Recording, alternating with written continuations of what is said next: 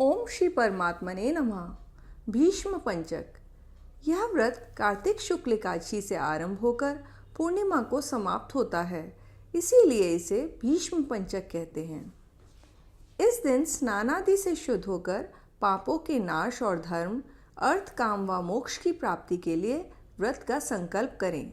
घर के आंगन या नदी के तट पर 4 दरवाजों वाला मंडप बनाकर उसे गोबर से लीप देना चाहिए। बाद में सर्वतोभद्र की वेदी बनाकर उस पर तिल भरकर कलश स्थापित करें। तत्पश्चात ओम नमो भगवते वासुदेवाय मंत्र से भगवान वासुदेव की पूजा करनी चाहिए। 5 दिनों तक लगातार घी का दीपक जलाना चाहिए और मौन होकर उक्त मंत्र का जाप करना चाहिए। इसके अलावा ओम विष्णवे नमः स्वाहा मंत्र से घी, तिल और जौ की 108 आहुतियाँ देकर हवन करना चाहिए।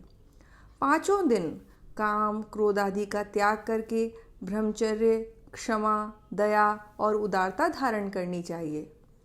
पूजन में सामान्य पूजा के अतिरिक्त पहले दिन भगवान के हृदय का कमल के पुष्पों से, दूसरे दिन कटी प्रदेश का विल्वपत्रों से, तीसरे दिन घुटनों का केतकी के पुष्पों से, चौथे दिन चरणों का चमेली के पुष्पों से और 5वें दिन संपूर्ण विग्रह का तुलसी की मंजरियों से पूजन करना चाहिए। हमारे देश में अधिकतर स्त्रियां एकादशी व द्वादशी को निराहार, त्रयोदशी को शाकाहार और चतुर्दशी व पूर्णमासी को फिर निराहार रहकर प्रतिपदा को प्रातःकाल द्विज दंपति, ब्राह्मण दंपति को भोजन कराकर स्वयं भोजन करके पंचभीष्म नहाती हैं। भीष्म पंचक व्रत का भगवान वासुदेव ने प्रशंसा की है। इसे सर्व पापनाशक तथा अक्षय फलदायक बताया गया है। व्रत कथा।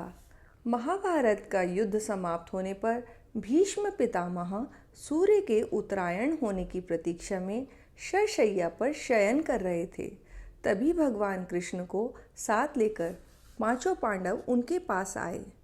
उपयुक्त अवसर समझकर धर्मराज युधिष्ठिर ने भीष्म पितामह से प्रार्थना की कि आप हम लोगों को कुछ उपदेश दें। तब युधिष्ठिर की इच्छा अनुसार भीष्म पितामह ने 5 दिनों तक राजधर्म, वर्ण धर्म, मोक्ष धर्म आदि पर महत्वपूर्ण उपदेश दिए। उनका उपदेश सुनकर श्री कृष्ण बहुत संतुष्ट हुए और उन्होंने कहा, पितामह, आपने कार्तिक शुक्ल एकादशी से पूर्णिमा तक 5 दिनों में जो धर्ममय उपदेश दिया है उससे मुझे बड़ी प्रसन्नता हुई है। मैं इसकी स्मृति में आपके नाम पर भीष्म पंचक व्रत स्थापित करता हूँ। जो लोग इसे करेंगे वे संसार के अनेक कष्टों से मुक्त हो जाएंगे।